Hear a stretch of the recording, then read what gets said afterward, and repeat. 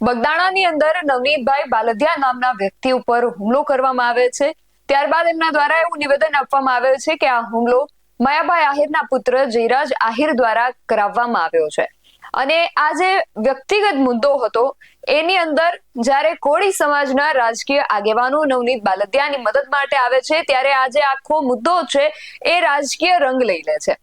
પરંતુ કોળી સમાજમાંથી આવતા જેટલા પણ રાજકીય આગેવાનો હતા એ બધા નવનીત બાલદિયાની મુલાકાતે પહોંચ્યા હતા અને એમના માટે કંઈક ને કંઈક નિવેદનો આપ્યા હતા। એમના થકી જે પણ પ્રયાસો જે છે એ કરવામાં આવ્યા હતા, પરંતુ તળાજાના ધારાસભ્ય ગૌતમભાઈ દ્વારા કોઈ પણ પ્રકારની પ્રતિક્રિયા નથી આપવામાં આવી।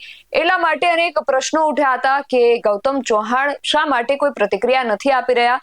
ત્યારે આ બધાની વચ્ચે હાલ એમના દ્વારા જે મૌન પાડવામાં આવ્યું હતું એ તોડવામાં આવ્યું છે અને આ બાબતને લઈને તેમણે પ્રતિક્રિયા આપી છે। શું છે સમગ્ર વિગત જાણીએ અહેવાલમાં। જય હિન્દ, BSI TV ન્યૂઝ પર આપની સાથે હું છું નિધિ ગઢવી।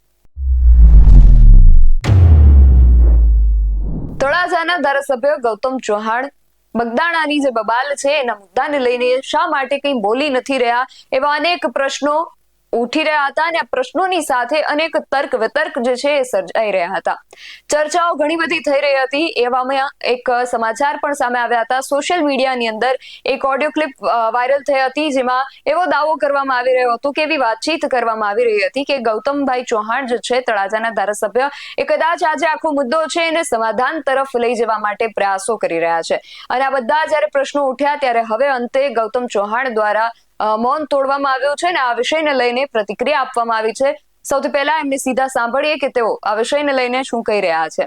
આપ સૌ જાણો છો તેમ કોળી સમાજના બધા જ આગેવાનો, ધારાસભ્ય, મંત્રીઓ, સાંસદો બધા જ મુખ્યમંત્રીશ્રીને મળ્યા હતા અને એના રિઝલ્ટ સ્વરૂપે આપ સૌ જાણો છો તેમ તાત્કાલિક સીટની રચના કરવામાં આવી।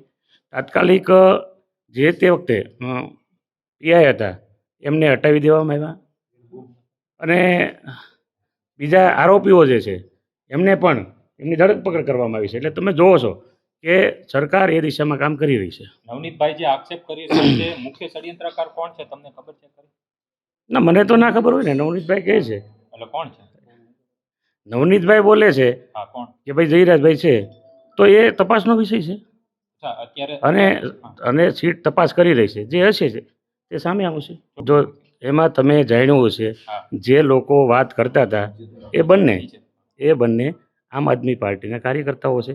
એ બંને વાત કરે છે, બંને કોઈ પણ વાત કરતા હોય એ એમનો વિષય છે, આવું કંઈ છે જ નહીં। અને ત્યારે મારું લોકેશન ઓલરેડી ગાંધીનગર રાજભવનમાં હતું। એટલે આ તો એક એનો પોતાનો ચિતારો ચમકાવવા માટે અને રાજકારણ કરવા માટેનો વિષય હતો। એટલે ના, નવનીતભાઈની વાત નથી। તમે જે વાત કરી છે હમણાં કે ભાઈ તમારા ઉપર આક્ષેપ કર્યા છે, આક્ષેપ કોણે કર્યા છે? આમ આદમી પાર્ટી તળાજા શહેરના પ્રમુખે કર્યા છે, એ એમનો વિષય છે। આપ જાણો છો સીટની રચના થઈ છે, સીટ તપાસ કરે છે અને જે કંઈ હશે એ સામે આવી જશે। એમનું કહેવું છે કે આ સમગ્ર જે મામલો છે એને લઈને એસઆઈટી તપાસ કરી રહી છે। તપાસના અંતે જે સત્ય છે એ બહાર આવશે અને એમની ઉપર જે આક્ષેપો કરવામાં આવ્યા હતા કે તમે આ કિસ્સામાં સમાધાન માટે પ્રયત્નો કરી રહ્યા છો તેને તેમના દ્વારા ફગાવવામાં આવ્યા છે।